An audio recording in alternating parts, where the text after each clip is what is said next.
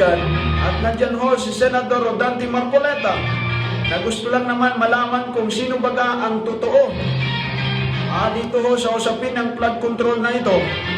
Ngayon ho ay bababaan nyo ng kasong o ng plunder. Ngayon at nandyan yung kasamahan ng Iglesia ni Cristo na hindi ho nagpatinag at sila ho'y lumabas at nananawagan ng transparency na pagpapatupad ng batas. Ay ito ho yung tama.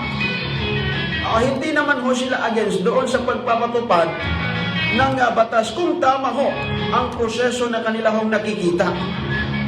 Nakikita ho natin ngayon ay nababaluktot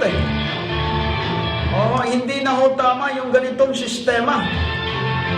Kung sino pa yung naninindigan ho ng tama at para makita ho kung ano nga ho yung dapat na malaman ng taong bayan o nasaan ho napupunta ho yung kanila hong pera.